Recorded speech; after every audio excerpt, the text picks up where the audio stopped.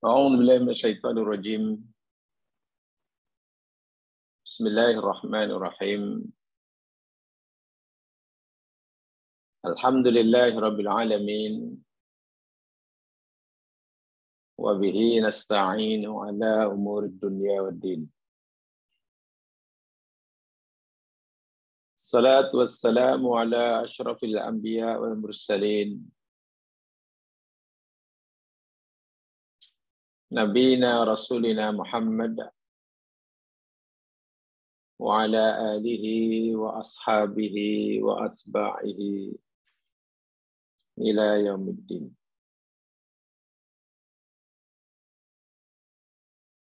رضيت بالله ربا وبالإسلام دينا وبمحمد نبيا ورسولا. رب اشرح لي صدري ويسر لي أمري واحلل عقدة من لساني يفقه قولي. Amma ba'.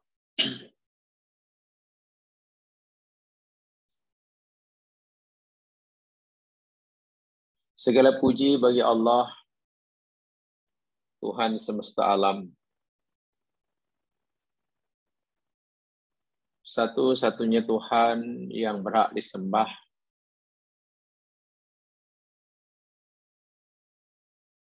Tuhan yang telah menciptakan kita sebagai makhluk yang paling sempurna,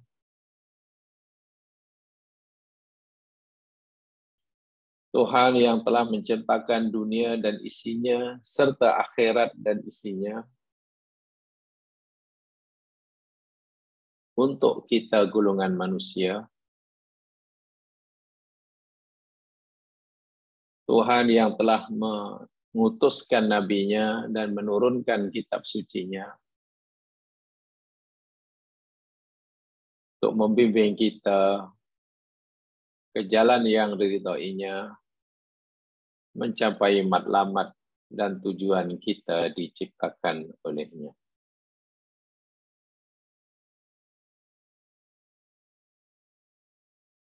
Apabila setiap saat kita mengingat akan nikmat Allah,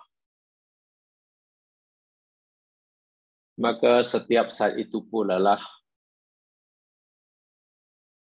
pasti kita akan sentiasa mensyukurinya. Bahkan semakin sering kita mengerti nikmatnya, akan terasa semakin kuranglah rasa syukur kita.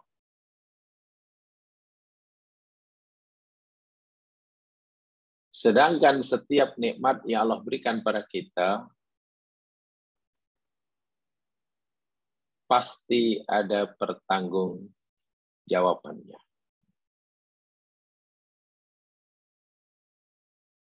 Kita tidak boleh leka dan tidak boleh terlena dengan banyaknya nikmat yang Allah anugerahkan kepada kita. Sedangkan setiap kali tambahan nikmat yang Dia anugerahkan pada kita bermakna bertambah pula lah pertanggungjawaban kita kelak.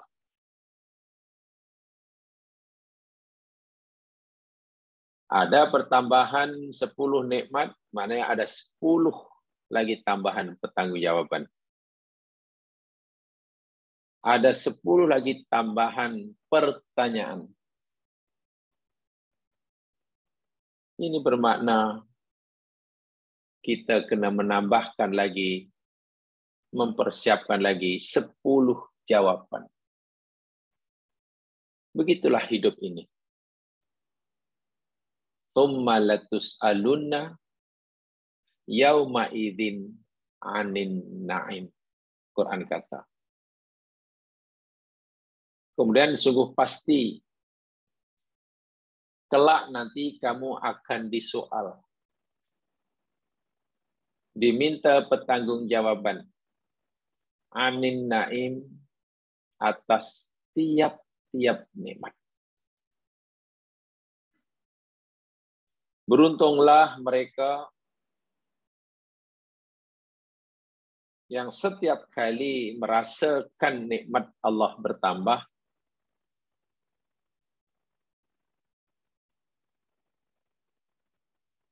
membuat dia semakin sedar akan bertambahnya pertanggungjawaban.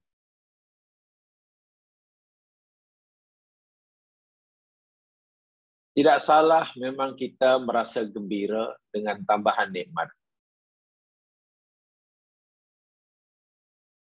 Tapi tidak haruslah kegembiraan itu menyebabkan kita lupa, leka akan tanggung jawab yang besar yang menunggu. Bebanan yang semakin bertambah.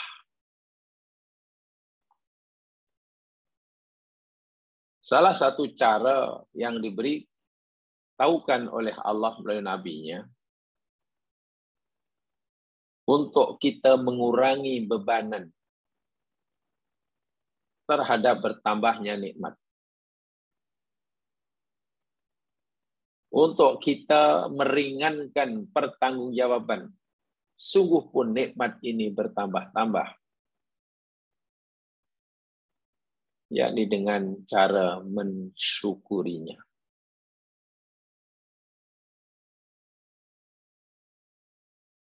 Wasiat Nabi kepada Abu Dzar Al-Ghifari yang kita akan pelajari malam hari ini, yakni poin yang kedua.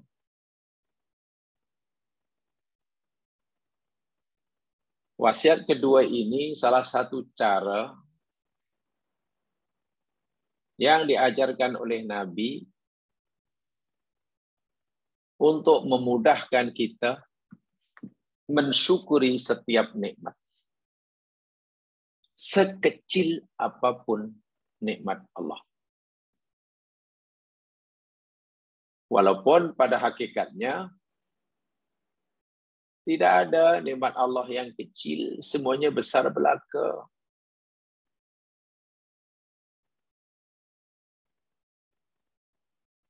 Mari kita lihat. Kita pelajari sama poin yang kedua. Lihat di dalam notanya.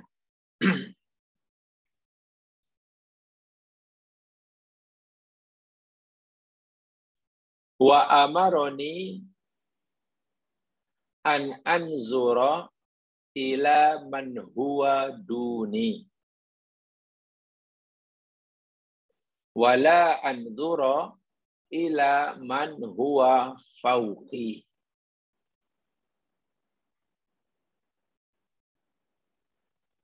Wa amaroni, dan baginda, kata Abu Dzar Al-Ghifari, baginda Rasulullah SAW, amaroni, menyuruh aku, memerintahkan diriku, an anzura, untuk aku sentiasa memandang, melihat, ila man huwa duni, ila kepada man, siapa yang huwa dia, duni, berada di bawahku. Wala anzura, dan tidak boleh aku memandang, melihat, ila kepada man, siapa yang huwa dia, fauqi, di atasku. Wasiat kedua Nabi kepada Abu Dzar Al-Ghifari, yang bila seseorang mengamalkannya dengan konsisten, jaminannya surga. Ia akan menjadi orang yang sangat dicintai oleh Allah. Karena ia akan menjadi orang yang paling bersyukur atas segala nikmat, paling ridho atas segala qada dan qadarnya. Apa dianya? Kekasihku, baginda Rasulullah SAW, kata Abu Dzar Al-Ghifari, suruh aku untuk sentiasa melihat, memandang kepada mereka yang berada di bawah. Dan baginda larang aku melihat pada mereka yang di atas.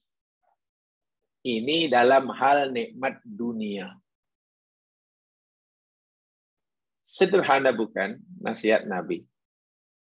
Jika kamu ingin menjadi orang yang bersyukur, dan orang bersyukur itu kekasih Allah, dan orang syukur itu membuka pintu masuk surga, dan sikap bersyukur itu boleh membuka pintu kebahagiaan yang sebenar di dunia dan akhirat.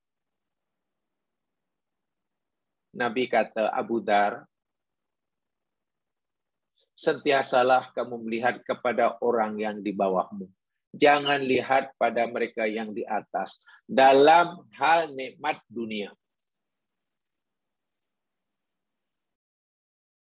Bila kita sentiasa melihat pada orang yang di bawah kita, kepada mereka yang nikmat dunianya kurang daripada apa yang berada kita, kita pasti bersyukur. Kata kita merasa, ya Allah, banyak sungguh rupanya anugerahmu pada aku. Dibanding hambamu yang lain, sangat bertuah diri ini. Melihatnya ke bawah. Tetapi dah menjadi musuh Islam daripada dahulu. Orang-orang kafir, umat dahulu, orang Yahudi, Nasrani. Mempengaruhi umat Islam. Jangan lihat ke bawah, lihat ke atas. Dengan begitu nanti kamu ada semangat bekerja. Bukan itu soalnya. Untuk membangkitkan semangat untuk rajin bekerja, bukan dengan melihat orang yang lebih kaya daripada kita. Itu bukan motivasi Islam. Motivasi yang datang daripada Barat, kalau kamu ingin berjaya, kamu ada motivasi diri untuk berjaya, tengok orang yang berjaya. Itu kata orang Barat. Kata Islam pertama, lihatlah ke bawah. Bila kamu lihat yang bawah, yang lebih kurang, kamu akan menjadi hamba Allah yang paling bersyukur. Mungkin kita bertanya, kalau kita asyik lihat bawah, macam mana nak menimbulkan gairah bekerja? Menggapai cita-cita yang tinggi. Islam ada caranya. Islam menyuruh kita, memberitahu kita bahwa bekerja rajin itu adalah ibadah. Tengok. Setiap orang mukmin diajar oleh Islam bahwa bekerja rajin, berusaha rajin itu adalah ibadah. Mafhumnya, orang yang bermalas-malasan dalam hidup, itu dosa. Bermalas-malas itu dosa. Rajin itu adalah ibadah. Jadi yang motivate dirinya untuk rajin bekerja, meraih cita-cita, itu dorongan ibadah. Kerana Allah. So itu jika mencapai apa yang dicita-citakan, karena dari awal niatnya ibadah, pasti akan bersyukur. Tidak menjadi bangga, tidak menjadi lupa daratan. Sebaliknya jika gagal, dia tidak merasa rugi dan tidak kecewa kerana ia telah melakukan ibadah. Orang yang melakukan ibadah tidak rugi. Bahkan sebagai syarat, Masya Allah, rupanya betul Allah kata, la hawla wa la quwata illa billah. Kita hanya diberi kemampuan untuk bekerja. Bila Allah sudah gerakkan hati kita untuk bekerja rajin, itu adalah nikmat Allah. Ramai kadang-kadang orang tidak melihat bahwasanya tergeraknya hati, keinginan untuk bekerja rajin. Dia tidak melihat itu adalah nikmat Allah. Bahwa itulah nikmat Allah. Tapi orang melihatnya, ya selagi belum dapat apa yang dicari, itu belum dapat nikmat. Rugi. Digerakkan hati untuk bergerak, gerak untuk bekerja, kerana Allah, itu pun sudah rezeki. Itu sudah rezeki. Sebab itu Nabi bersabda, man kharaja yas'a, siapa saja yang keluar rumah lalu berusaha bersungguh-sungguh mencari rezekinya, nawaitu dia kerana hendak memenuhi keperluan dirinya. Sebab kalau dia tidak bekerja, nanti akan menyusahkan orang lain. Dia tak mau menjadi bebanan orang lain. Jika tidak bekerja, tak mampu memenuhi diri sendiri. Fa huwa fi sabilillah. Orang itu dah fi sabilillah. Jika ajalnya menemuinya, menjemputnya ketika sedang bekerja, matinya mati syahid. Syaratnya bekerjanya, niat bekerja tadi kerana Allah hendak memenuhi keperluan dirinya, sebab bila tidak akan menyusahkan orang. Man kharaja yas'a, siapa yang keluar bekerja, nawaitu dia hendak memenuhi keperluan apa yang diperlukan oleh orang yang di bawah tanggungannya. Jika jadi suami memenuhi keperluan istrinya, jika sudah orang tua memenuhi keperluan anaknya, ada saudara-saudaranya lah. Fa huwa fi sabilillah. Sabilillah. Siapa yang bekerja kerana hendak menjaga kehidupan orang tuanya yang tak mampu, sabilillah. Jadi dapat atau tidak, berjaya atau tidak, itu bukan urusan kita. Itu yang kita telah pelajari dahulu dalam bab doa. Kita berusaha, kemudian kita berdoa, nanti dapat atau tidak, itu bukan urusan kita. Itu 100% hak mutlak Allah. Bila kita sudah buat apa yang Allah suruh, itu sudah kejayaan. Namanya ibadah. Bila tidak berjaya, kita sudah berjaya melakukan ibadah. Dan tidak rugi. Allah punya rancangan lain. Bila berjaya, kita tidak mengatakan, kita tidak menisbahkan dia pada diri sendiri. Namanya takatsur. Saya itu Nabi kata, bila kamu ingin menjadi orang paling bersyukur, lihat yang di bawah. Jangan lihat yang di atas. Bila yang di atas, kita sentiasa merasa kurang. Allah, dia tu begini, saya hanya apa yang ada, dia lagi, dia. Bagaimana kita nak menyatakan, ya Allah, aku ingin bersyukur, tapi hati kita tak pernah puas. Sementara kalau kita ingin motivate diri, rajin bekerja, rajin berusaha, yang hendaklah, yang menjadi motivasi diri kita untuk rajin bekerja, bukan kerana melihat kejayaan orang. Bukan. Itu motivasi yang salah. Saya cakap terus terang. Itu motivasi yang salah. Rajin bekerja kerana ingin macam dia. Macam dia. Itu salah. Dan nanti kita akan tahu akibatnya bila kita sudah jumpa Allah Subhanahu Wa Taala. Itu bila rajin bekerja kerana nak seperti dia, nafsi dia, bila berjaya pasti takatsur. Takatsur itu pasti ada dalam dirinya. Dan bila gagal, kecewanya luar biasa, apalagi rugi. Tapi kalau yang motivasi diri untuk rajin bekerja itu karena ibadah. Allah suruh kita bekerja, dan bila bekerja, Quran kata yang sekalian, fa idza qudiyatis sholatu fantasiru fil ard. Bila solat kamu dah tunaikan, habis solat, hendaklah kamu segera bertebaran di muka bumi. Jangan terus duduk di situ. Teruskan usaha kamu yang kamu lakukan. Fantasiru fil ard. Bertebaran di muka bumi. Wabtaghu min fadlillah, cari rezeki Allah. Itu perintah bekerja. Jadi bila kita bekerja itu karena mengamalkan Al-Quran tadi. Mana perintah rajinnya? Innallaha yuhibbul abdan Innallaha yuhibbu idza amila abdu ayyutkinah. Sesungguhnya Allah kata Nabi sangat-sangat menyukai seorang hamba apabila ia bekerja, ia itqan dalam pekerjaannya. Itqan tu maknanya ia penuh dengan semangat, kegigihan, penuh dengan iltizam, penuh dengan komitmen, tekun, ada bahasa Indonesia ada istilah tekun, rajin, tak buang masa, berusaha untuk memanfaatkan masa yang paling efisien. Dalam bahasa agamanya, dalam bahasa agama lah, jemaah sekalian, ihsan. Innallaha katabal ihsan ala kulli syai. Dalam hadis Bukhari. Allah mewajibkan ihsan atas tiap-tiap sesuatu. Ihsan itu hukumnya wajib. Salah satu daripada makna ihsan,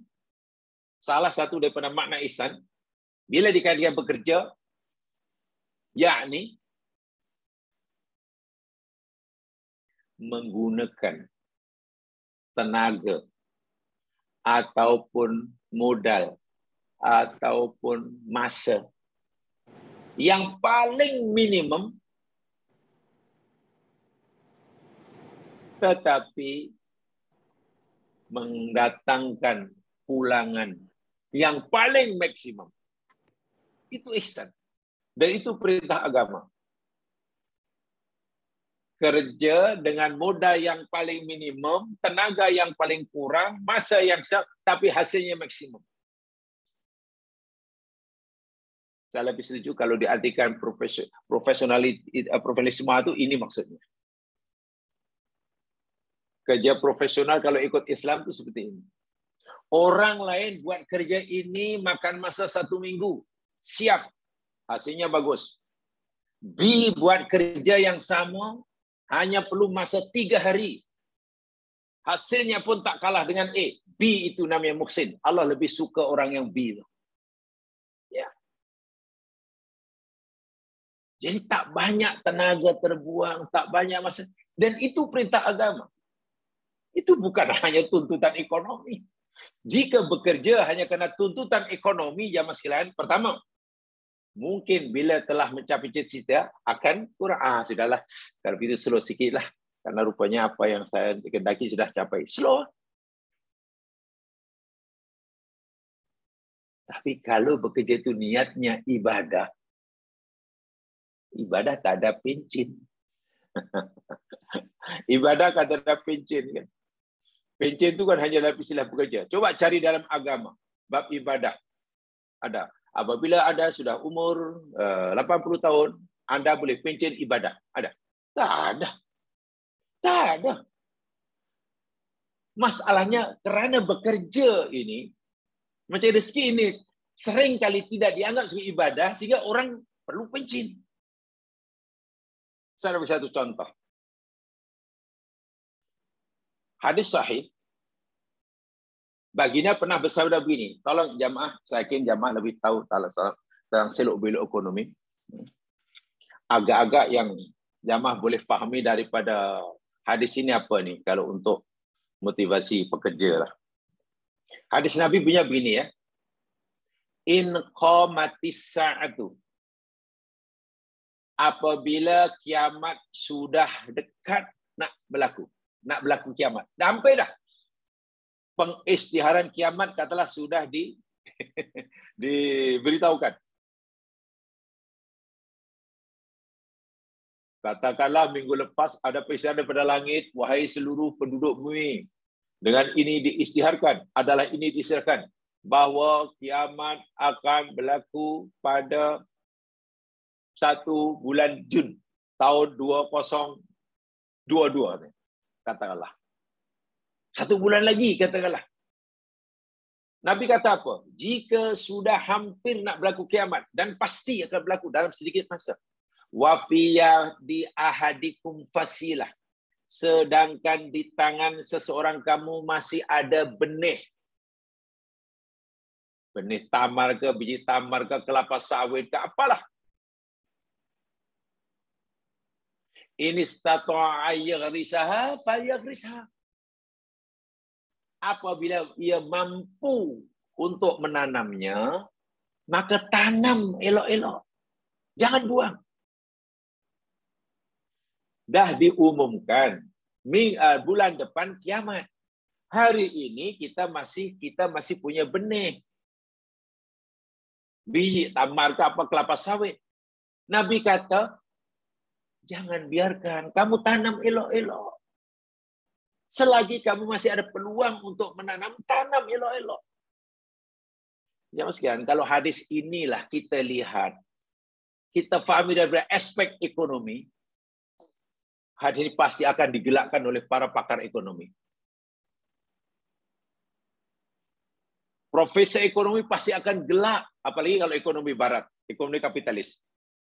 Itu kerja bodoh.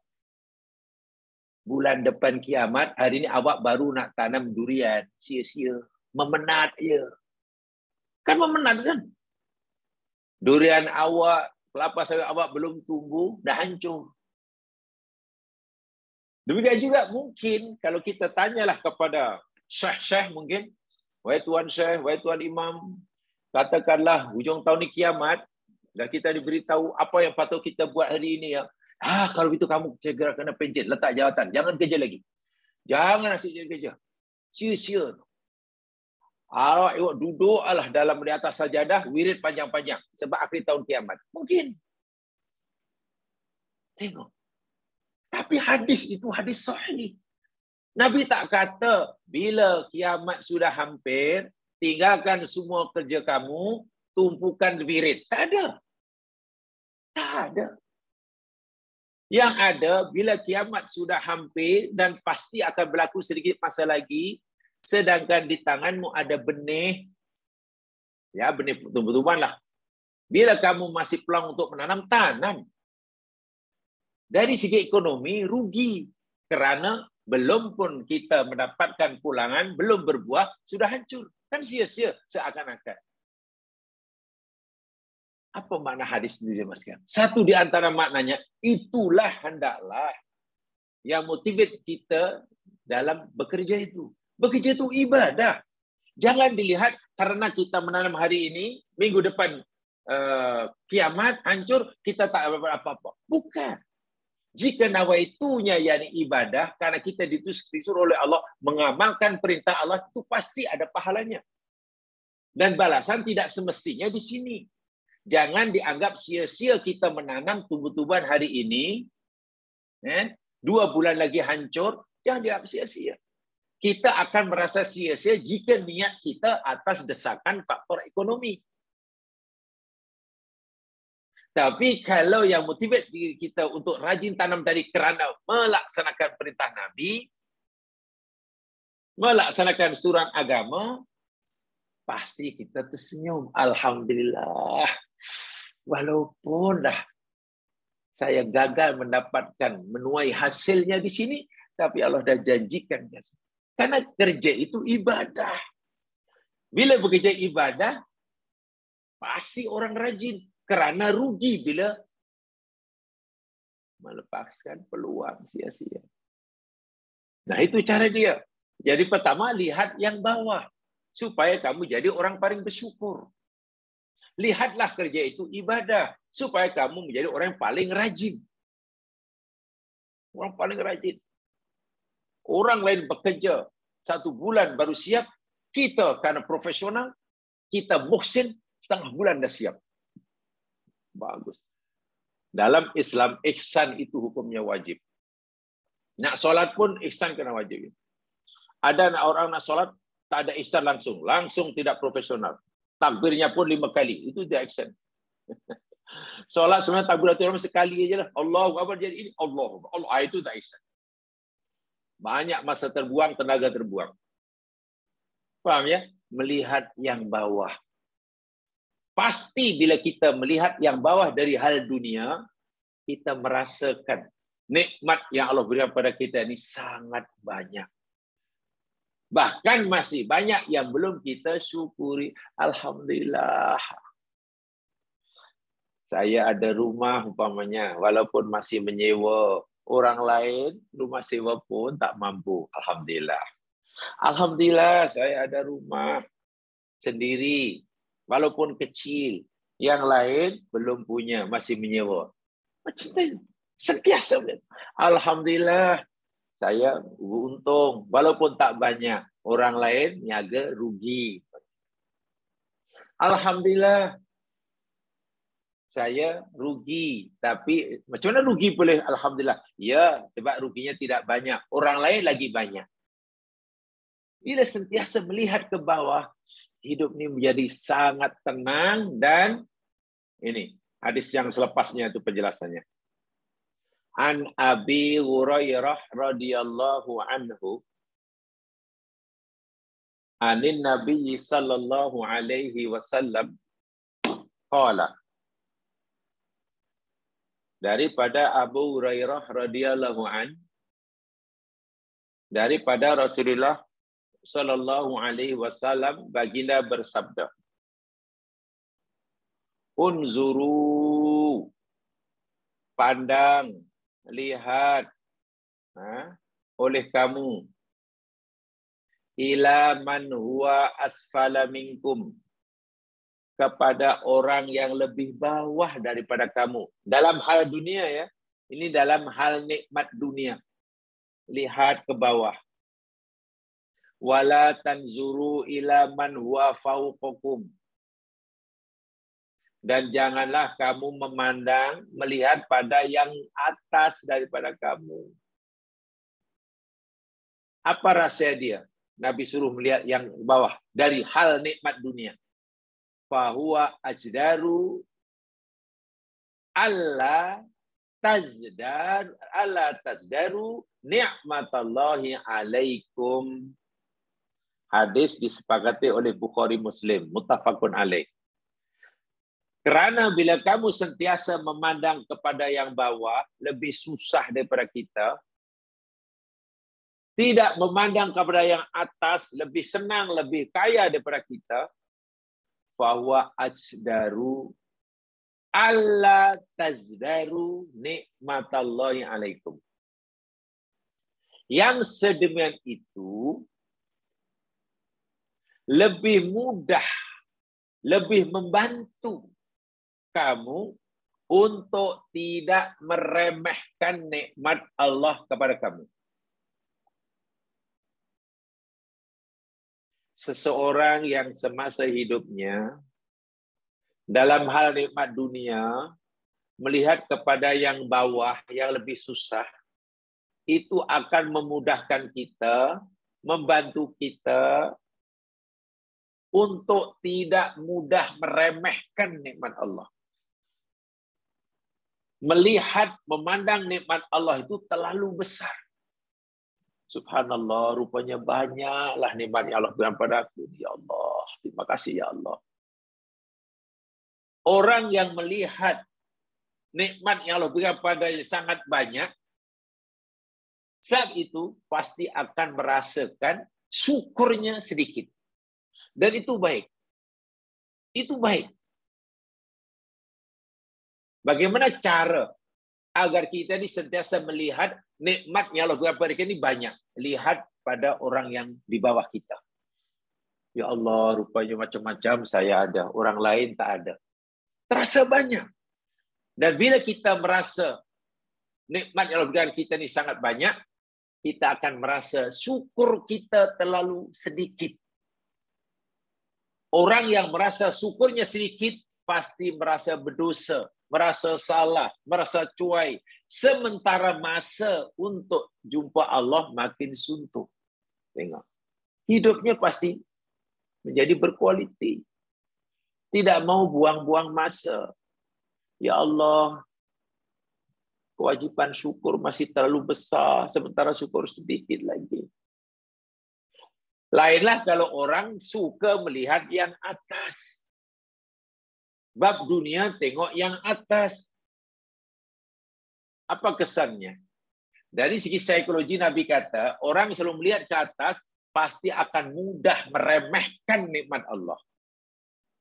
Oh, dia itu banyak, saya ya Allah, apa yang saya dapat ni dia lagi banyak. Saya lah, ciput je katanya. Tak ada. Dia lagi. Tiba-tiba nikmat yang Allah berikan padanya macam tak ada nilainya dalam pandangan matanya. Masya Allah. Dan orang yang tidak menghargai nikmat Allah, menganggap nikmat Allah ini kecil karena dia selalu melihat yang banyak, pasti ia tidak bergerak hati untuk bersyukur. Tidak tergerak hati untuk bersyukur. Apalagi merasa bersalah untuk tidak bersyukur. Itu bahaya dia. Ingat, yang kita pelajari ini yakni kaitan dengan ihsan. Kaitan dengan ihsan. Dan nilai manusia di sisi Allah, nilai amal manusia di sisi Allah, inilah salah satu kuncinya. Saya selalu terangkan di mana-mana. Di sini banyak kali lah kita ini. Agama Islam yang ada unsur iman, Islam, ihsan. 3 benda iman, Islam, ihsan boleh dibezakan, tak boleh dipisahkan. Kalau iman itu ibaratnya akar yang dalam perut bumi. Islam itu batangnya, pokok dia, rantingnya, cabangnya. Ihsan itu buahnya. Ihsan buahnya. Pokok kalau akarnya kuat tapi batangnya tak nampak, mana ada orang hargai. Batang bukan main besar, akar tujang tak ada, runtuh, roboh. Amal banyak, iman tak ada. Iman syirik, runtuh. Iman akar kuat. Pokoknya pun besar, cabang banyak, daun lebat. Tapi buah tak ada, akan ditebang orang. Ditebang orang. Jadi akhirnya akan dilihat hasilnya. Buahnya itulah iman. Buahnya itulah namanya ihsan. Nah, ini kaitannya ihsan. Ini penilaian Allah Subhanahu wa taala. Baik. Hadis yang berikutnya. Wa fi riwayatil Bukhari. Jadi yang kedua itu, kalau kita selalu melihat ke bawah dan tidak melihat ke atas dalam masalah dunia, ia akan memudahkan kita untuk mensyukuri nikmat Allah. Kita tidak mudah meremehkan nikmat Allah. Menganggap, melihat apa yang Allah berikan pada kita ini terlalu berharga bagi kita. Sangat berharga. Dan orang yang merasa nikmat yang Allah berikan pada ini sangat banyak dan berharga, pasti akan merasakan syukurnya terlalu sikit. Kurang. Itu bagus. Orang yang sentiasa merasa kurang bersyukur, itu bagus. Sementara orang yang merasa telah bersyukur, itu buruk. Orang yang sentiasa merasa berdosa, sehingga terus mohon ampun, itu bagus. Orang yang merasa tak punya dosa, ini. Orang yang merasa tak punya dosa, ini. Iya. Jadi itulah orang yang merasa mulia di sisi Allah, dia merasa mulia. Bukan Allah yang kata ya, dia merasa perasaanlah, itulah orang hina.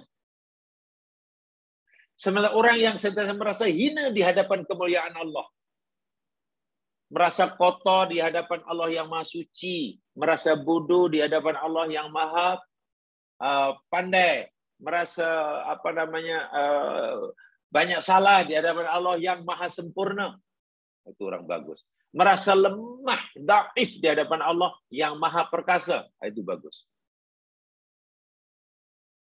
Dan itu Allah tahu itu hati kita. Disitulah penilaian Allah kepada kita itu, jemaah sekalian. Sebab boleh jadi nanti di akhirat ada orang di masa di dunia tak dianggap oleh orang lain tak kenal, masyarakat tak kenal. Tapi rupanya orang ini kasih Allah. Di akhirat mulia berada di surga. Sementara ada hamba Allah di dunia dikenal oleh masyarakatnya. Populariti dia, luar biasa. Rupanya malaikat tak kenal pun dia. Di akhirat dihinakan.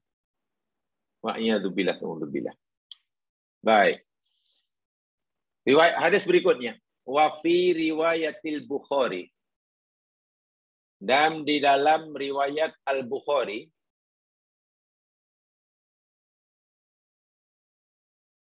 Nabi bersabda, "Idza nazara ahadukum," idza apabila nazara memandang, melihat, ahadukum seseorang kamu, ila man fuddila alaihi fil mali, memandang melihat ila kepada man siapa yang fuddila dilebihkan, alaihi ke atasnya fil mali dalam hal harta benda, wal khalqi dan penciptaan, fal yandur ila man huwa asfala minhu, maka hendaklah ia memandang kepada yang lebih rendah daripadanya.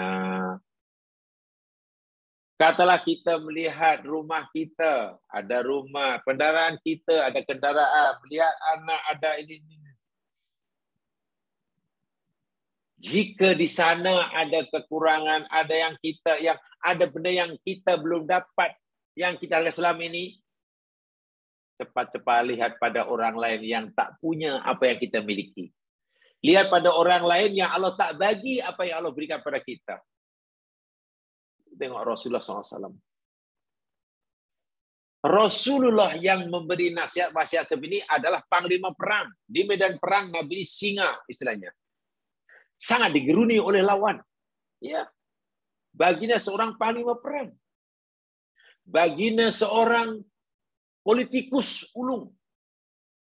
Disegani oleh lawan dan kawan. Baginda seorang peniaga yang jujur dan amanah. Terkenal semasa sebelum jadi Nabi.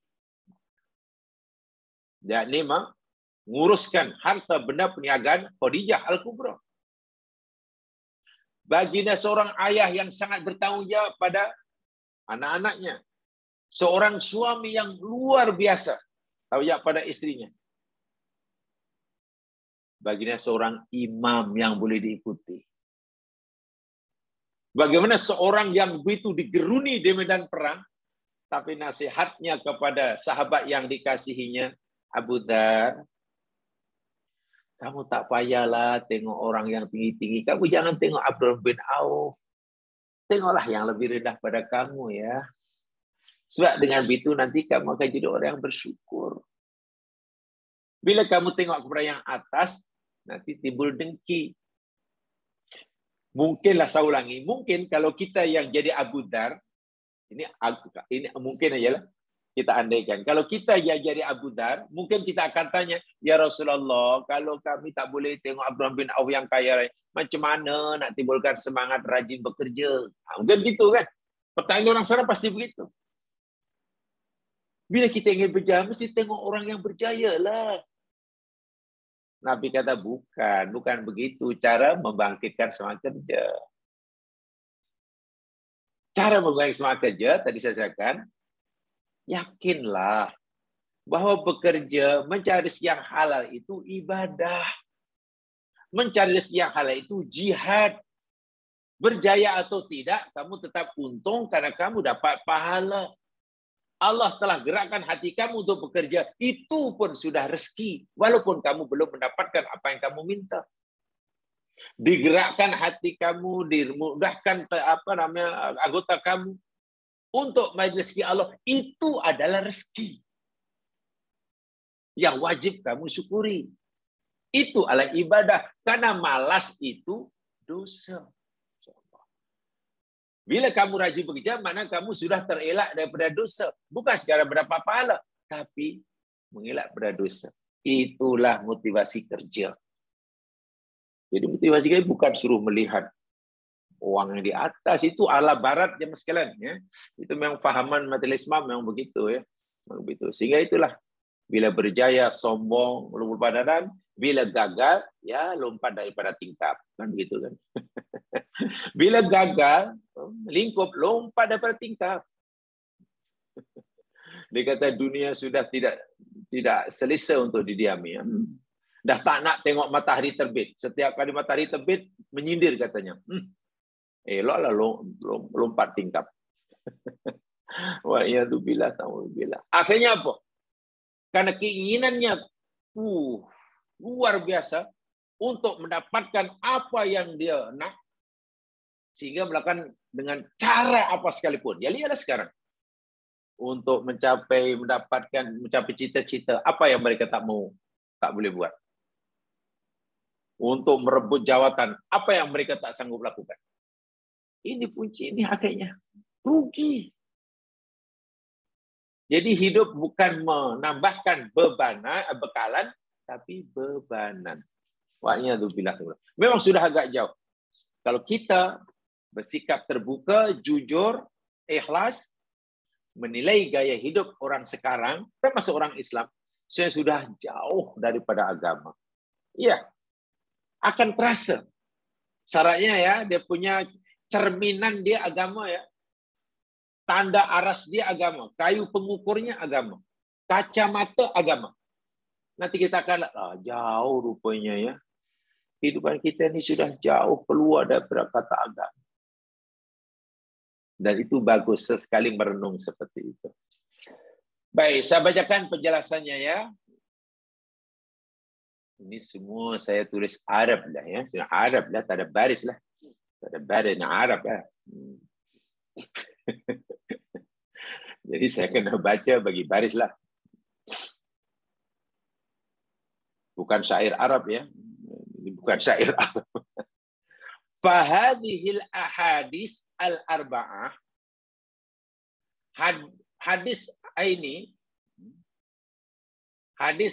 ini, yang 4 ini, ada yang dibacakan sebelumnya itulah. Semuanya yang semakna dengan ada 4 semuanya. Kallati qablaha, seperti mana hadis yang ada sebelumnya. Apa dia? Fil hatti.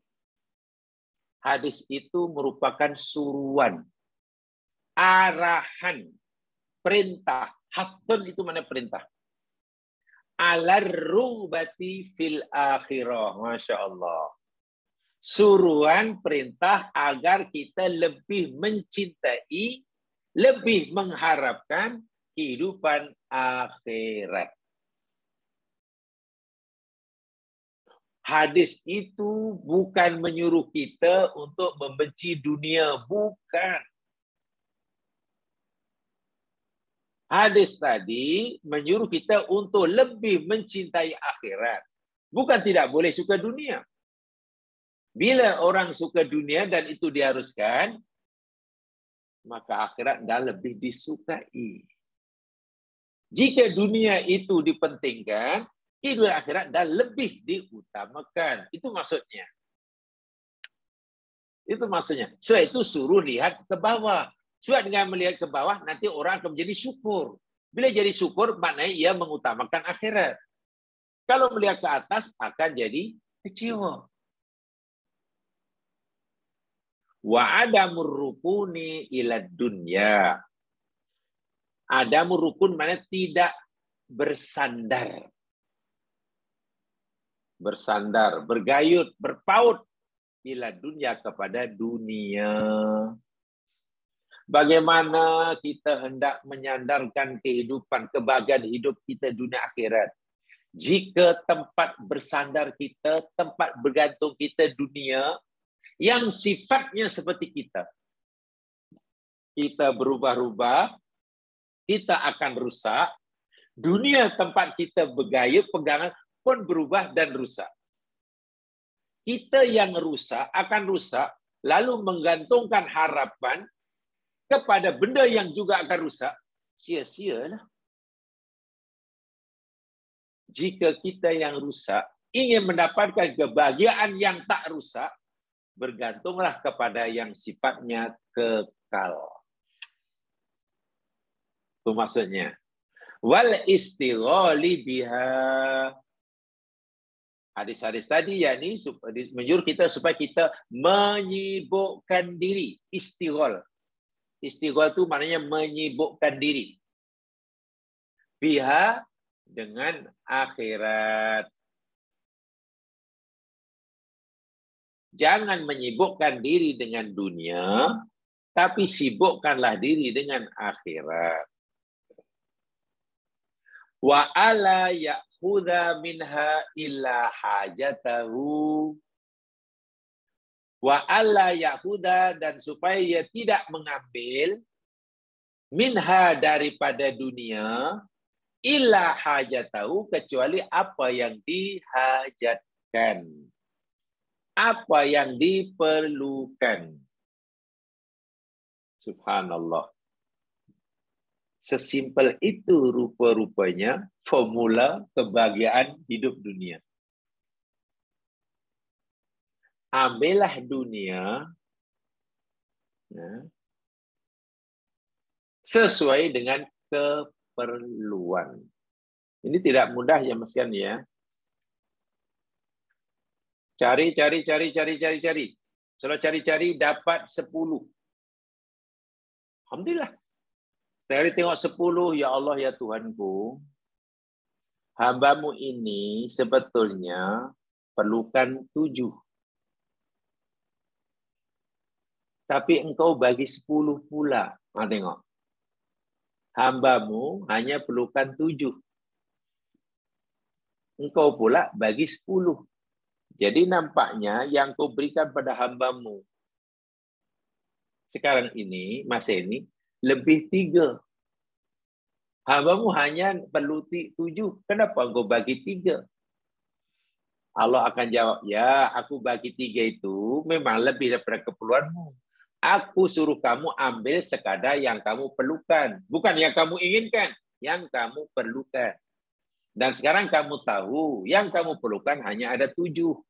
Aku bagi kamu 10. Nah, yang 3 itu bagilah orang lain. Sesederhana itu formula hidup umat Islam. Tengok.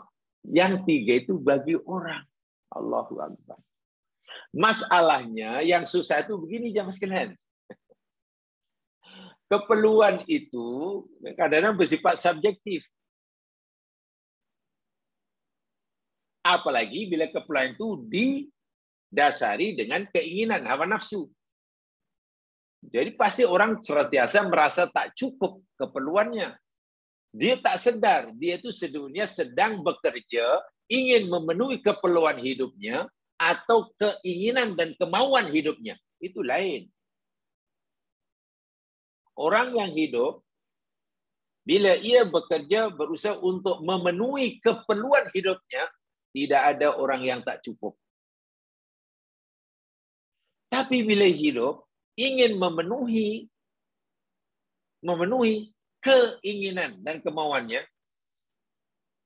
Quran dah kata alhaqumut takatsur hatta zurtumul maqabir. Manusia ini akan terus berlumba-lumba mencari yang paling banyak dan tak akan cukup, tak akan puas sehingga masuk kubur. Mana sehingga mati pun tak puas lah. Nabi kata jika anak Adam ni ada 2, ada 1 lumbung emas, pasti nak lumbung yang kedua. Dan tidak ada yang dapat memuaskan hati manusia, perut manusia, kecuali tanah masuk dalam mulutnya. Waliyadzubillah. Tengok Quran kata. Supaya, hadis tadi, supaya seseorang kamu tidak mengambil daripada dunia sesuai apa yang diperlukannya. Wa ma yu'inuhu ala ta'atillah. Dan apa yang mereka ambil daripada dunia ini hendaklah sesuatu yang dapat membantunya dalam mentaati Allah. Subhanallah ya mas sekalian. Ini kalau saya boleh gunakan bahasa yang tinggi ya. Pelajaran kita ini jemaah sekalian ini semua pelajaran untuk kita jadi wali ini jemaah sekalian. Inilah cara untuk jadi wali. Ya apa tidaknya tengok. Kita hendaklah melihat semua rezeki Allah beri kepada kita, kesehatan, kejawatan, kedudukan, harta benda apa tu. Nabi suruh hendaklah semua ini kita jadikan untuk membantu kita, memudahkan kita mentaati Allah. Bermakna mana-mana rezeki yang Allah berikan pada kita, yang dengan rezeki itu tidak menolong, membantu kita meningkatkan ketaatan kita pada Allah, ikut ajaran Islam, jangan kamu simpan. Perjalananmu untuk dekat Allah terbantut karena benda ini. Sedangkan rezeki itu sepatutnya memudahkan kamu, menggerakkan kamu dekat dengan Allah. Jika dengan rezeki itu kamu malah makin jauh, tinggalkan.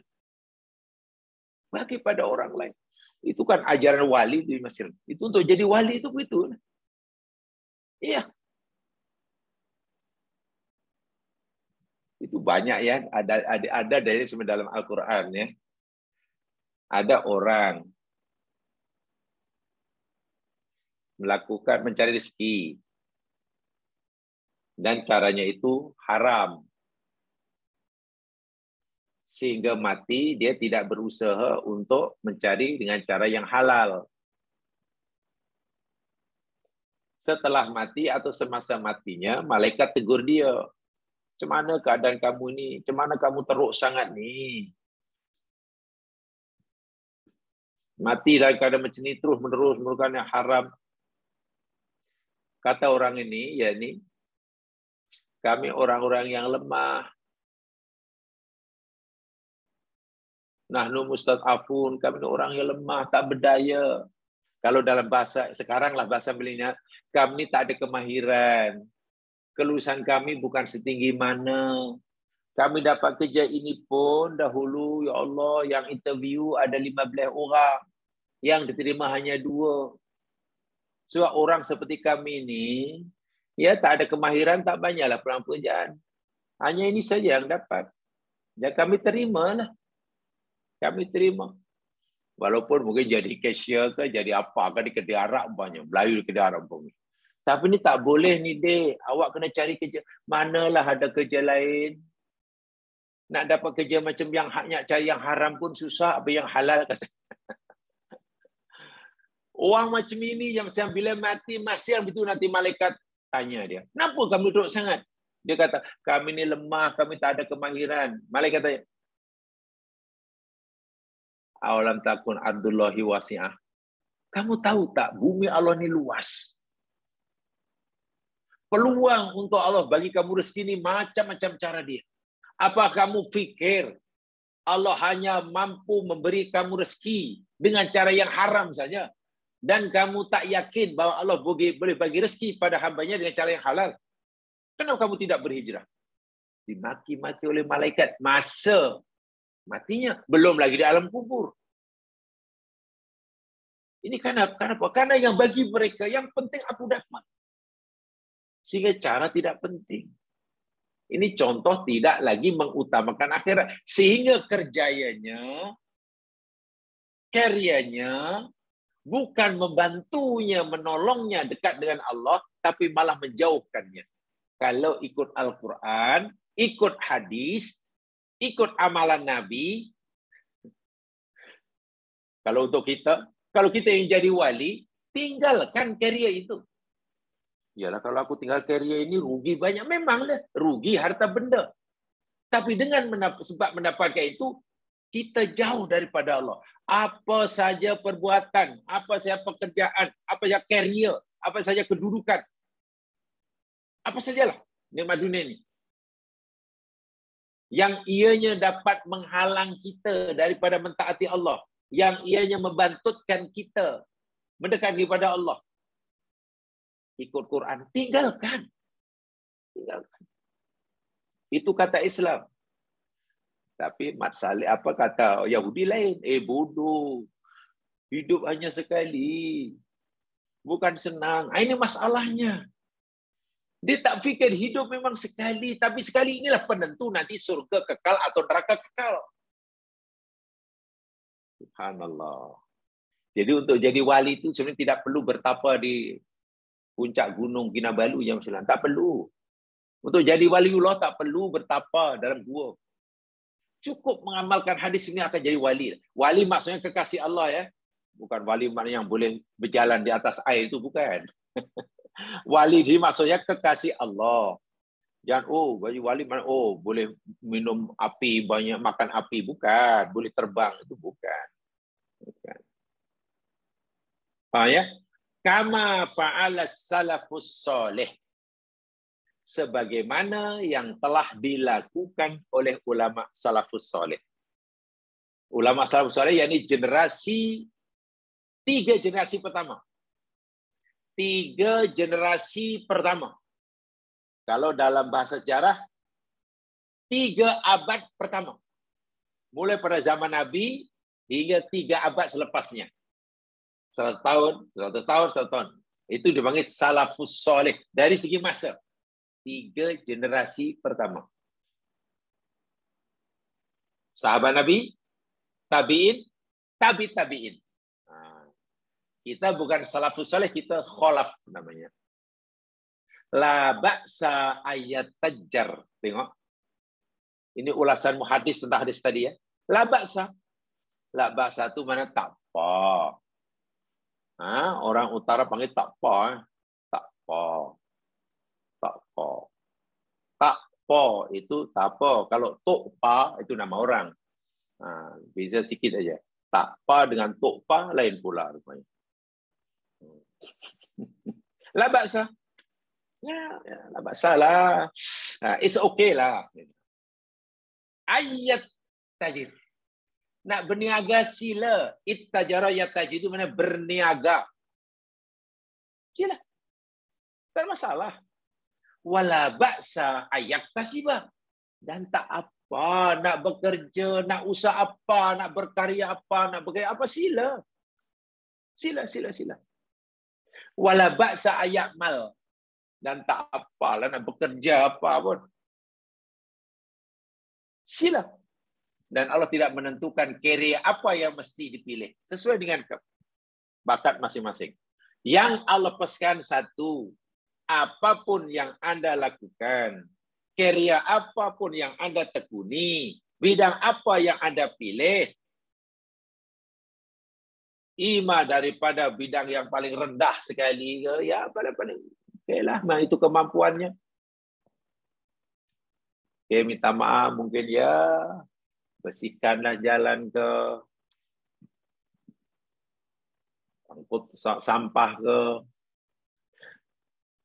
Saya mendengar ceramahnya Mas kan daripada seorang guru Indonesia, saya kagumlah cara melihat masalah dari isu agama itu memang pelik.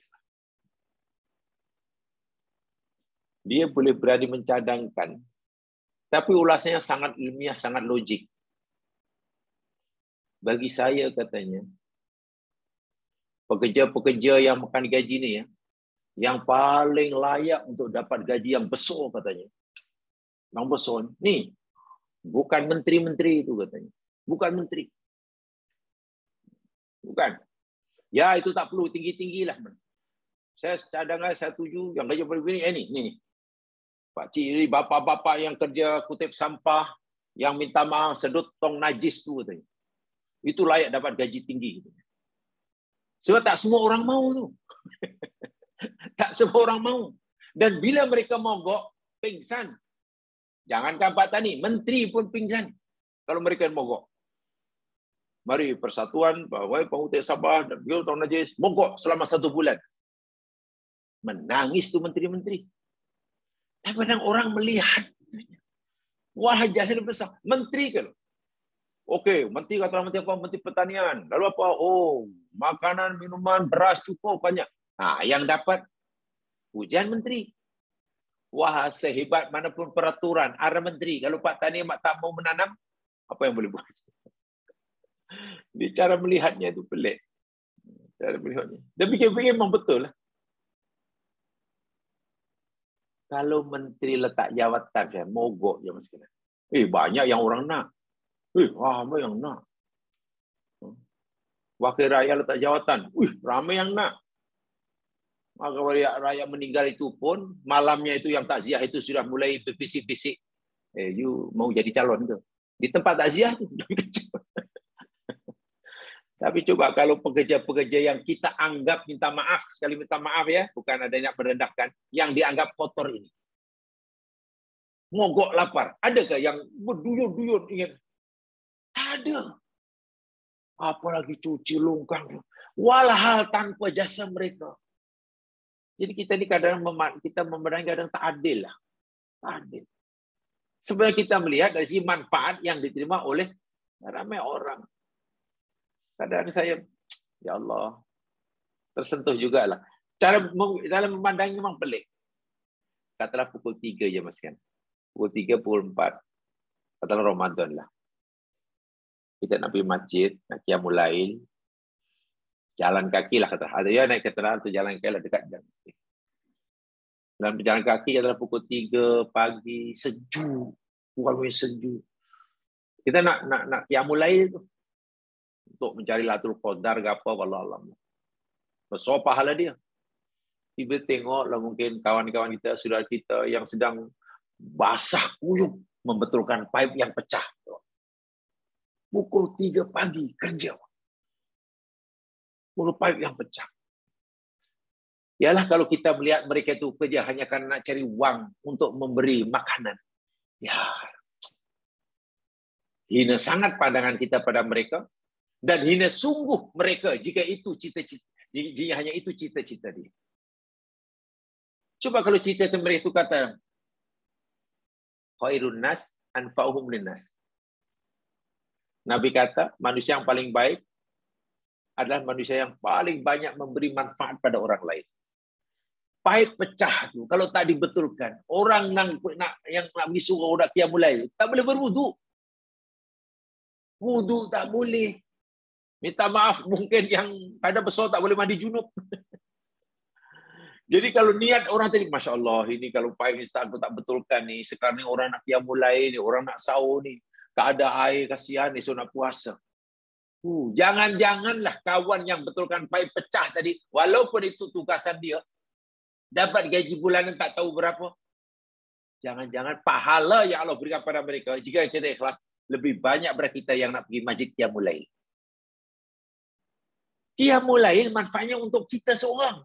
Dia bekerja basah kuyup pukul 3 pagi, sejuk pula tu. Barang campur lumpur. Kerja mereka itu manfaatnya bukan untuk diri mereka saja. Untuk satu daerah. Islam itu sangat adil. Jadi Allah menilainya bukan dari segi bentuk perbuatannya kotor tak kotor. Niat dan manfaatnya sebanyak mana. Saya itu Allah kata, tak apa, mau kerja apapun silakan. Hanya saja lakin la yusghiluhu dzalika anil akhirah. Janganlah semua kerjaya tadi melekakan engkau daripada akhirat. Itu saja. Kerja apapun, bidang apapun, mau jadi ahli politik, sila. Tapi janganlah karena kegairan bermain politik ingin jabatan, lupa akhirat. Melanggar syarat. Itu yang tak boleh. Itu yang tak boleh. Nak bawa taksi, sila. Asal jangan sampai kerja bawa taksi itu menghalang kamu daripada mentaati Allah. Itu saja yang Allah mahukan. Bila semua orang telah berprinsip seperti ini, mulai pada yang tukang sapu jalan ke, hingga pemimpin negara lah, semua nanti akan jumpa di surga. Ya. Semua akan jumpa di surga. Karena surga ini boleh menampung siapa saja. Kelayakan untuk masuk surga itu yani karena amalnya. Bukan karena jenis amalannya. Bukan jenis amalnya. Baik. Yang berikutnya. Yaqulun Nabi sallallahu alaihi wasallam. Yaqulu bersabda Nabi sallallahu alaihi wasallam. Apa sabda Nabi? Ihris ala ma yanfa'uka.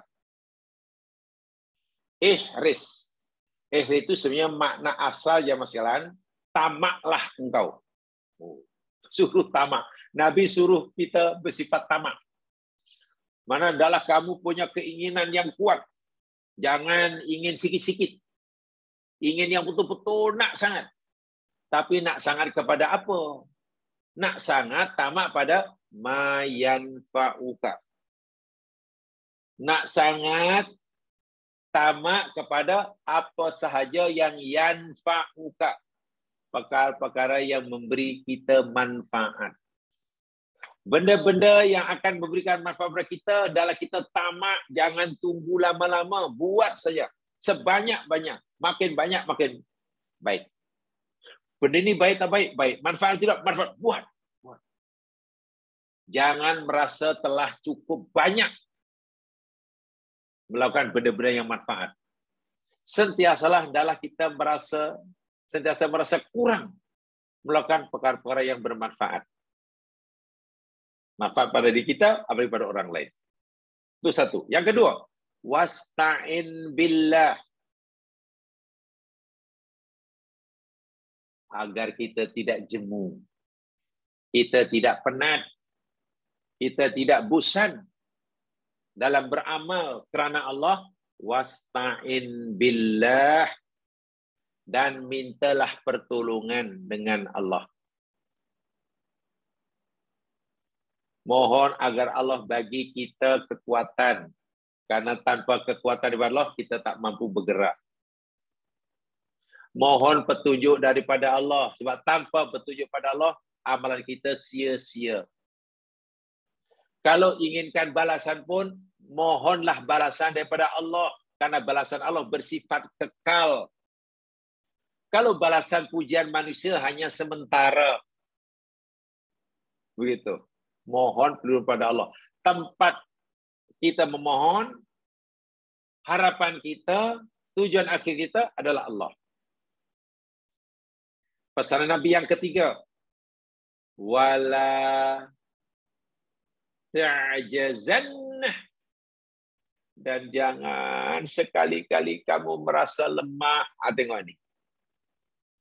Inilah motivasi ala Rasulullah. Nabi ini boleh kata ya seorang pakar motivasi lah. Motivator yang tersohor. Nak menggalakkan umatnya rajin bekerja, ikhris ala wifa. Kamu hendaklah jangan malas-malas. Jangan berhenti. Tinggikan cita-citamu untuk melakukan perkara-perkara yang bermanfaat kepadamu. Apalagi manfaat bagi orang lain. Jangan jemu-jemu.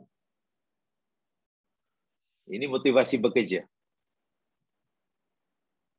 Yang kedua, wasta'in billah. Kita ni ada had dia. Kita ni lemah.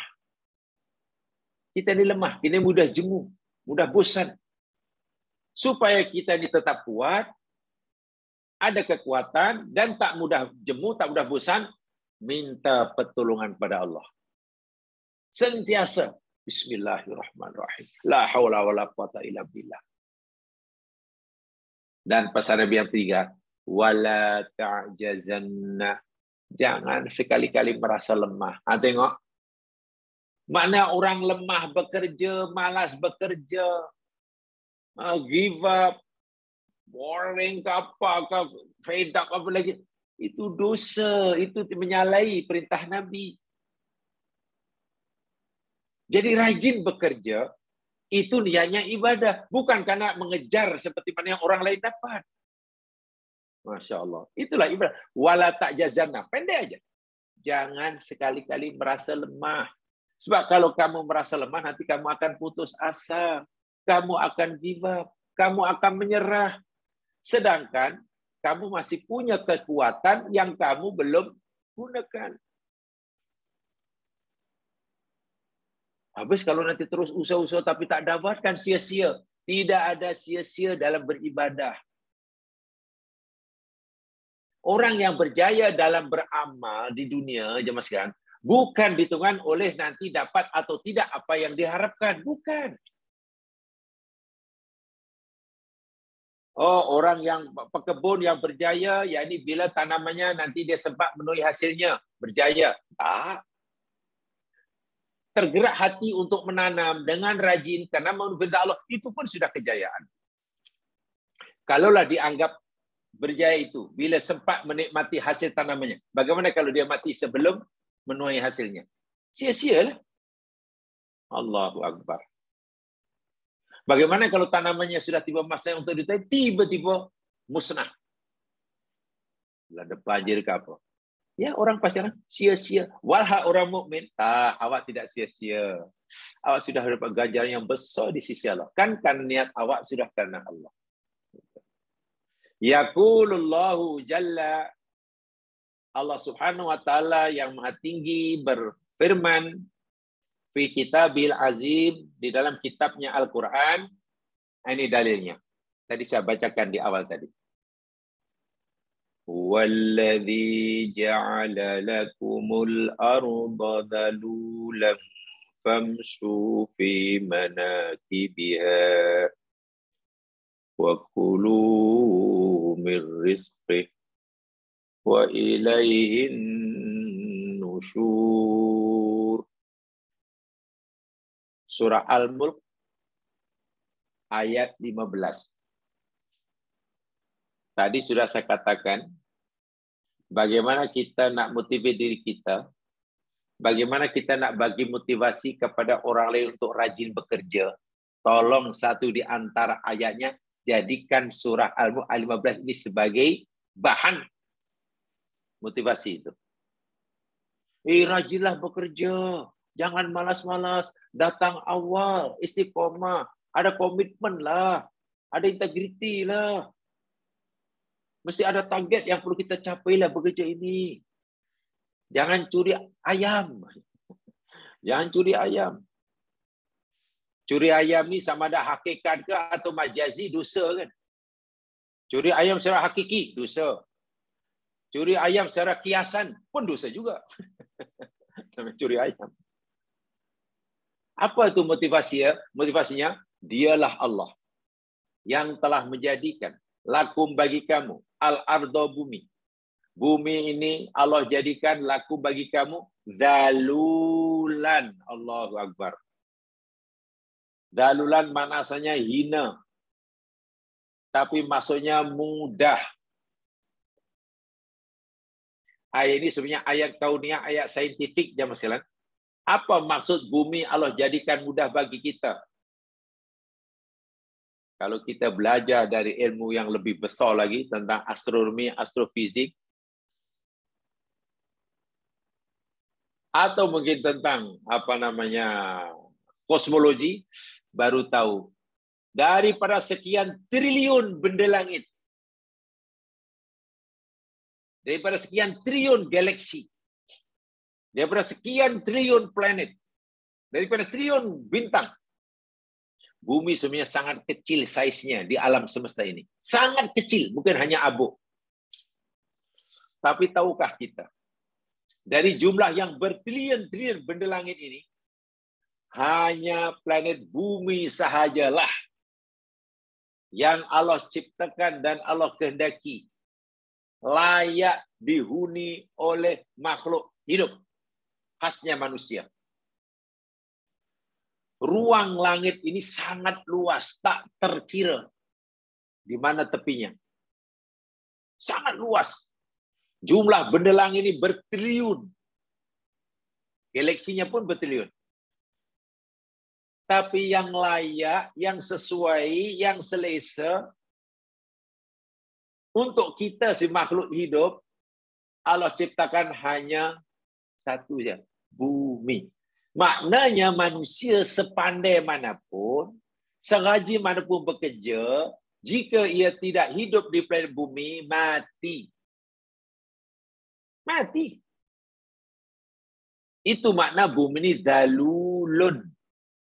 Itu kesimpulan dia. Dari segi saiznya berbanding matahari yang menjadi titik pusatnya. Kita ini kan ada dalam satu solar system ya, bahasa mudahnya.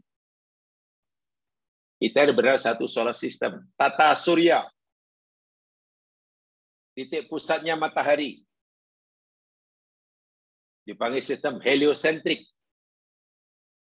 Dahulu memperkirakan yakni Galileo Galilei. Kepercayaan gereja waktu itu geosentrik.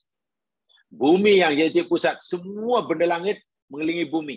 Itu kepercayaan gereja. Kepercayaan orang agama. Semua orang masih percaya. Galileo Galilei kata, oh tidak. Bukan bumi yang jadi titik pusat. Jadi center. Tapi matahari. Heliosentrik. Semua melihat matahari.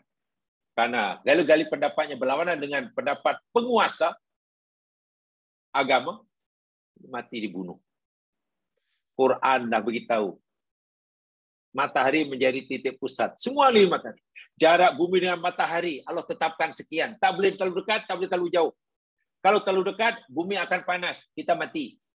Kalau terlalu jauh, bumi akan sejuk, kita pun mati. Bumi berpusing pada paksinya 24 jam sekali pusingan. Rotation dia. Tak boleh terlalu laju, tak boleh terlalu lambat. Bila bumi berpusing terlalu laju, katalah bukan 24 jam satu pusingan, tapi 12 jam. 12 jam. Sehari semalam 12 jam. 12 jam. Laju. Maka bumi akan keluar daripada orbitnya.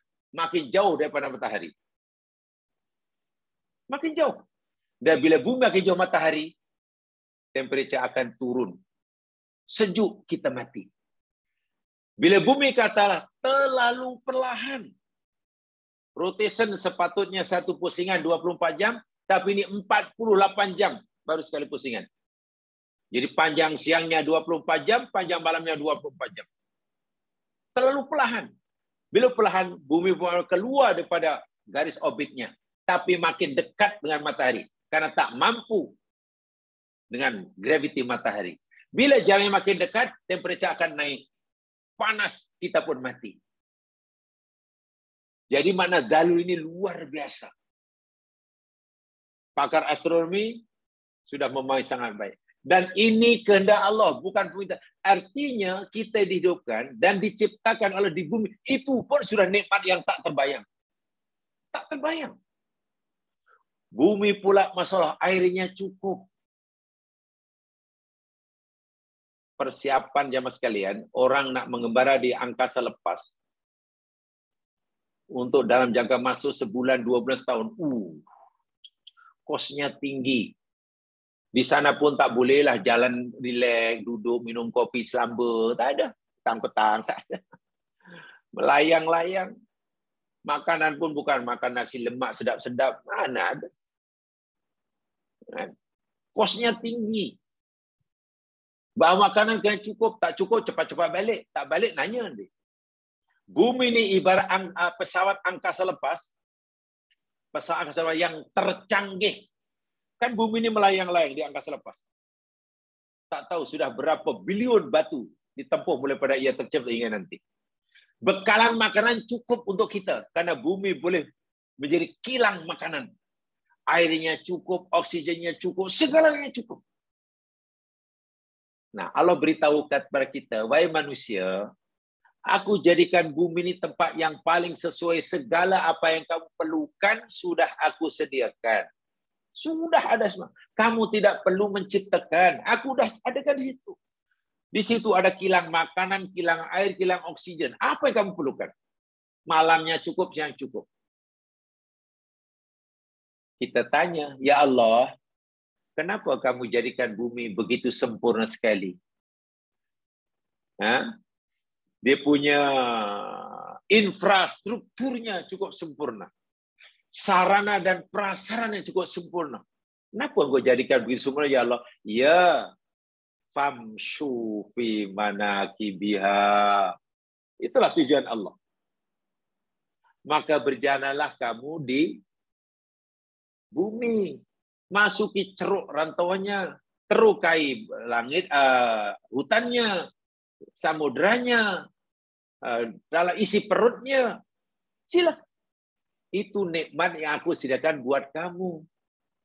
Manfaatkan. Tapi kamu kena carilah. Minyak yang sangat berharga itu, ibarat nyawa kedua kamu itu, aku letakkan di perut bumi. Kau carilah. Belihan, intan, baush, pemata. Itu mahal, itu bermanfaat bagi kamu. Kamu cari. Laut itu tak terkira. Rezeki yang aku berikan kamu pada sana. Carilah. Famsu, famsu. Oh, jalan di sana. Bukankah itu perintah kerja? Jadi kerja itu bukan hanya tuntutan ekonomi. Bekerja itu bukan hanya semata-mata faktor ekonomi, bukan. Bagi orang Muslim, bekerja itu karena perintah agama, perintah Quran. Sebagaimana kita sholat, Quran suruh. Sebagaimana kita berbakti pada mak bapak, Quran suruh. Sebagaimana kita puasa Ramadan, Quran suruh. Bekerja, buat penerukaan, menghasil mahsul bumi, memanfaatkan isi perut bumi. Itu adalah perintah agama. Dan itulah ibadah. Saya yakin kalaulah yang motivate diri seorang Muslim itu ayat ini, pertama pasti akan bebas pikirannya di pemahaman materialisme. Yang keduanya, ia akan dapat pahala sebanyak-banyaknya. Yang ketiga, bila berjaya jadi orang yang paling bersyukur. Dan bila ia gagal, akan menyadari betapa besarnya kuasa Allah. Apapun keadaan yang ia akan alami, ia kebaikan baginya. Masa senang pun baik baginya, masa susah pun baginya. Karena ayat ini. Lalu kita tanya pada Allah, ya Allah, bila nanti kami sudah dapat semuanya, ya Allah. Nikmatmu yang ada di laut kami dah dapat. Nikmatmu yang ada di perut bumi kami dah keluarkan. Hutangnya kami dah dapat dah banyak. Untuk apa ya Allah? Allah kata, wa kulu mir rizqi. Ya makanlah. Yang boleh kamu makan, makanlah. Yang boleh kamu minum, minumlah.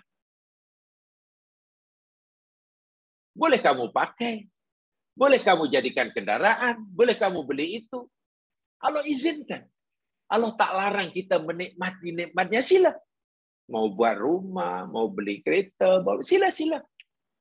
Yang Allah ingatkan, walaupun kamu sekarang sudah punya rumah dan nyaman dalam rumah itu, kamu ada kendaraan boleh kemana-mana dengan senang lenang, kamu makan cukup dengan rezeki yang aku berikan. Satu hal yang kamu tidak boleh lupa. Ini penting. Wa ilaihin nusyur. Allahu Akbar. Wa ilaihin nusyur. Dan kepadanya lah nusyur. Kamu dikembalikan, kamu dibangkitkan. Ingat ini. Masa sehat, ingat bila-bila masa boleh jumpa kami pada Allah. Masa untung banyak, ingat bila-bila masa. Bila Allah panggil, tak ada alasan untuk nanti. Nah, kembali pada Allah itu akhirnya. Coba kalau setiap orang Muslim yang sedang mencari rezekinya, rezeki Allah, yang motivate dirinya ayat ini, mana ada orang Muslim yang degil, yang nakal, yang kong-kalingkong, yang sedih, yang merasa tak ada. Hidup jadi sedih, yang berjaya sombong, yang gagal merunta-runta, marah, bahkan bunuh diri. Itu kan karena yang motivasi, yang motivate dirinya dalam bekerja bukan ayat ini. Bekerja karena semata-mata faktor tuntutan ekonomi. Itu parahnya. Hanya faktor perut lapar. Itu bahaya sekali.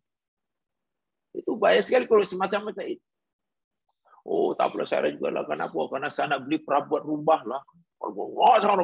Nah, bila dapat nanti, lega lah. Nah, puas saya. Berhak saya mendapat ini. Bukan itu. Nanti kita hanya penat memenuhi keinginan. Islam tidak mau umatnya ini menderita karena kesalahannya sendiri. A bekerja, B bekerja, C bekerja. Tapi mungkin kesan daripada pekerjaannya, walaupun kerja sama, tidak sama kepada A, B, C. A mungkin sangat tenang, bahagia. B mungkin bahagia sikit, walaupun sering juga sedih. C tak pernah merasa bahagia. Itu bukan hanya salah kerjanya, salah motivasinya. Apa nilai yang dia pegang? Ini penting. Saya kira kalau jamaah dapat tanamkan betul-betul lah. Saya yakin jamaah sekalian ramai yang ada karyawan, yang ada staf, ada pekerja. Bagi ayat ini, bagi usrah ayat ini kepada pekerja-pekerja. Nanti kan mereka takut. Walaupun Yamaha tak datang, bos tak datang, mereka pasti akan rajin bekerja. Karena tahu dia hanya yakin pada Allah. Takutnya pada bos saya boleh tipu, tapi Allah. Kalau saya tipu, mana gaji yang aku terima haram. Masuk dalam perut. Takutnya luar biasa. Syaratnya dari awal lagi motivasinya. Al-Mulk ayat 15. Kalau yang bagi motivasi, minta maaf ya, Mat Soleh, bukan Ahmad Soleh, lain lah. Motivatornya Mat Saleh, bukan Ahmad Soleh, lain lah. Jadinya lain. Saya cerita ini, ayah saya dari segi pengalaman lah. Pertengahan awal 90-an dahulu, saya dilibatkan lah. Memang. Tapi kurang setahun setengah lah. Ya, ada satu kawan ada company besar, dan saya dilibatkan untuk merekrut pegawai-pegawai baru ini. Mulai pada yang biasa, daripada yang tinggi. Ya, kalau serahkan pada HRD aja dia belum puas bosnya ini karena sudah tahu agama. Ya, kalau hanya katalah interview pekerjaan ini tanya tentang ijazah, layaklah tunjukkan ijazah dia. Layaklah luar negeri. Tapi maksudnya bukan itu. Nah, apa lagi nanti orang? Apa sebenarnya prinsip bekerjanya?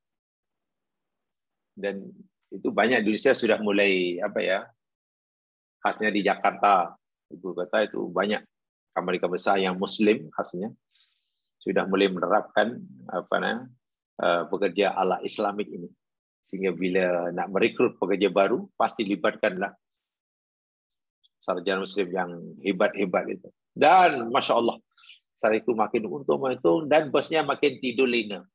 Selama ini tak pernah nyenyak tidurnya. Tak pernah nyenyak tidurnya. Karena rupanya pegawainya semuanya lebih takutkan Allah, takutkan malaikat yang mencatat amalnya. Daripada selama ini hanya takut bosnya. Satu di antara modal yang dijelaskan oleh pakar motivasi Muslim itu, yang didalami sedalam-dalamnya, Al-Mulku 15. Saya yakin jamaah boleh kembangkan sendiri itu. Dan rasakan keuntungannya bila dah betul-betul. Berikutnya, fal insanu yatlubur rizqa. Manusia akan sentiasa mencari rezeki. Wa ya'malu bil asbabi, dan manusia akan bekerja sesuai dengan asbabnya. Asbab itu mana sunatullahnya lah. Ya, ingin kenyang, makan. Ingin hilang dahaga, minum. Macam itulah, itu nama asbab. Ingin berjaya, rajin. Itu nama asbab. Walakin yahdaru, tetapi ia takut. Hendaklah ia takut, khawatir, antasghalahu an ta'atillah. Hendaklah ia selalu khawatir jika kerjanya itu menyibukkannya, melekakannya daripada mentaati Allah. Itu yang penting.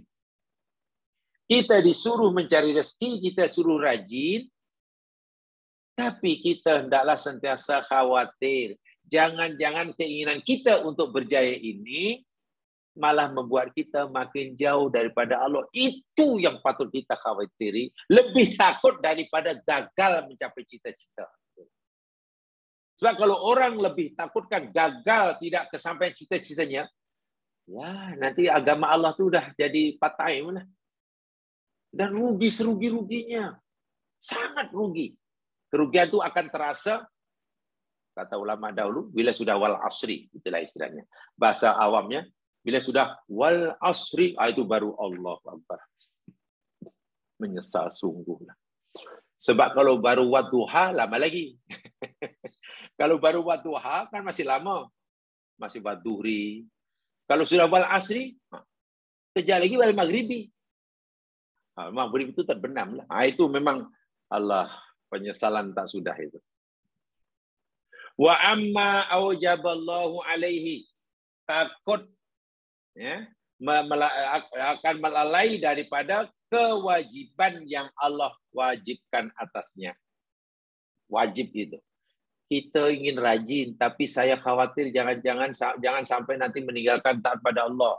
Jangan karena pekerjaan meninggalkan kewajiban agama. Itu paling Jangan karena keinginannya mencita-cita, akhirnya yang diharamkan pun dilanggar. Itu adalah paling kita takuti dalam bekerja. Walihada yaqul Rasulullah SAW, sebab itulah Nabi bersabda dalam ayat yang hadis kita pelajari tadi, unduru ilaman asfala minkum, lihatlah kepada yang bawah. Nanti kamu akan menjadi orang yang lega, yang lapang, yang syukur. Wala tanduru ilaman fauqakum, ya lihat kepada yang di atas. Fil mali, fawa ajdaru alla tazdaru nikmatallahi alaikum. Yang semua itu akan lebih mudah bagi kamu untuk kamu tidak meremehkan nikmat Allah ke atas kamu. Fal insanu, manusia itu, idza nadhara ila man fawqahu, apabila ia memandang melihat kepada yang di atas, fil mali, dalam harta benda tengok di atas. Wal jamali, dari segi kecantikan penampilan diri tengok di atas. Wa nahwi dzalik, dan yang lainnya, qad yatahassar. Qad yatahassar. Pasti. Yatahassar itu pasti merasa menyesal, kecewa, pedih, sedih, terhina. Kenapalah dia itu macam itu, kita hanya macam ini. Dia itu mau pakai baju apapun, cantik. Saya ni pakai baju apapun, macam ini aja. La ilaha illallah. Macam mana? Kita akan yatahassar, kecewa. Wa qad yata'allam, dan kita akan rasa pedih, sakit dalam hati. Lakin yanzuru mandunahu, tetapi hendaklah ia memandang pada yang lebih rendah. Minal fuqara al-akhirin, contohnya orang-orang fakir yang lain. Alladzina hum dunahu, orang-orang fakir yang lebih rendah daripada mereka. Fil mali, dalam kepemilikan harta kurang. Wal khalqi, daripada bentuk tubuh ya tak seindah kita. Kita mungkin sawo matang. Dia mungkin hitam. Kita tinggi. Oh, bukan main. Dia rendah, katakanlah. Macam itu. Hatta ya'rifa, sehingga dia dapat mengenal qadra nikmatallahi alaihi, akan kadar ukuran nikmat Allah kepadanya. Akhirnya kita dapat menilai seberapa banyak nikmat Allah pada kita jika kita melihat kepada yang lebih bawah. Hadza fi umurid dunya wal khalqi. Melihat kepada yang bawah ini, kata Nabi ini, hanya dalam masalah urusan dunia. Masalah dunia dan penciptaan inilah. Oh, itu lebih rendah kita, alhamdulillah. Amma fi umuril akhirah. Adapun dalam masalah akhirat, masalah ibadah, masalah tawadhu, masalah puasa, masalah sedekah, masalah tolong orang, ya, masalah mengaji, masalah cinta ilmu, wa umurit ta'ah, dan perkara ta'ah yang lain, fal yanzur ila man fauqihi. Lihatlah kepada orang yang di atas. Liyata'assa biman fauqahu, supaya ia rasa merasa sedih bila tengok yang di atas. Bila kita tengok orang yang lebih baik pada kita, kita akan rasa sedih. Ya Allah, kecewanya aku. Walau aku ini lebih lama hidup daripada dia, kenapa dia lebih maju daripada saya? Saya lebih kuat daripada dia, kenapa dia lebih baik daripada saya? Saya sudah lebih banyak hartanya daripada dia, kenapa sedekahnya lebih banyak daripada dia? Masya Allah. Masa saya lebih banyak daripada dia, kenapa dia lebih pandai? Sentiasa ada masa untuk beramal. Wahai masa aku lebih banyak. Masalah agama, tengok pada orang yang lebih baik. Jangan dibalik, ya. Waliyat tadiya bil ahyar, supaya kita dapat mengikuti mereka yang lebih baik. Jangan masalah dunia tengok atas, malah sampai tengok yang bawah. Bab akhirat tengok yang, dia apa? Sekurang saya ini, sekurang-kurangnya saya ini, ya. Tiap bulan puasa sehari, tiap bulan. Dia itu setahun pun tak pernah. tak apa-apa. Sekurang-kurangnya ni 1 minggu 3 kali saya pergi masjid. Dia sebulan pun tak pernah. Sekurang-kurangnya saya khatam sekali 1 tahun. Dia seumur hidup tak pernah khatam. Ini tengok yang bawah. Susah lah. Sekurang-kurangnya saya ni usrah 2 kali seminggu. Dia. Wah, itu rugilah kalau tengok macam tu. Bab agama tengok yang atas. Bab dunia tengok yang bawah. Nampaknya sederhana. Dan memang sederhana dari segi teori. Formula untuk masuk surga itu sederhana sebenarnya. Tidak susah. Hanya masalahnya ada orang yang bersungguh-sungguh untuk mengamalkannya. Ada orang yang menganggapnya sepi karena benda itu dianggap remeh. Abu Dzar Al-Ghifari, walaupun orang yang sangat dikagumi kejujurannya oleh Nabi, manusia di bawah langit yang paling dikagumi kejujuran oleh Nabi, yakni Abu Dzar Al-Ghifari. Rasulullah itu makhluk yang paling kenal kepada Allah. Suhu itu wasiatnya pada Abu Dzar, jangan tengok atas ya, tengok bawah. Dan tengok pribadi Abu Dzar. Jamaah boleh bacalah kisah Abu Dzar. Betul Abu Dzar telah mengamalkan ini. Dan beliau termasuk orang yang luar biasa. Ingat, seperti saya katakan, dia termasuk orang kelima memeluk agama Islam. Ahli sunnah, kita ahli sunnah jamaah, mengakui ketokohan kehebatan Abu Dzar Al-Ghifari. Bahkan orang Syiah yang mengafirkan banyak sahabat, beliau mengkagumi Abu Dzar Al-Ghifari. Termasuk sahabat yang tidak dianggap kafir oleh orang Syiah itu Abu Dzar Al-Ghifari. Background dia penyangak, perompak, lanun. Tetapi setelah memeluk agama Islam, nama tidak diubah. Namanya tidak berubah. Tetap Abu Dzar Al-Ghifari. Tapi matlamat hidupnya, perjalanan hidupnya benar-benar berubah. Beza sungguh antara sebelum dengan selepas memeluk agama Islam. Mudah-mudahan poin yang kedua ini juga akan memberikan kita pengajaran dan yang penting yang kita beramal tadi. Saya ulangi ini sekali. Wasiat Nabi ini sangat sederhana. Ya, teori untuk menjadi waliullah itu sangat sederhana. Saya gunakan istilah waliullah, jangan asal faham ya. Waliullah maksudnya kekasih Allah. Ya, waliullah maknanya mesti orang yang tak makan tapi tak lapar, tak minum tak dahaga. Pergi ke mana-mana sekelip mata. Ada orang nampak sembahyang hari Jumaat, sembahyang di Makkah umpamanya. Sembahyang Jumaat tadi di Makkah rupanya. Masa dah di rumah. Bukan macam itu. Bukan itu maksudnya. Kekasih Allah. Siapa saja ada peluang untuk menjadi kekasih Allah. Salah satu di antaranya, mari kita amalkan wasiat Nabi kepada Abu Dzar.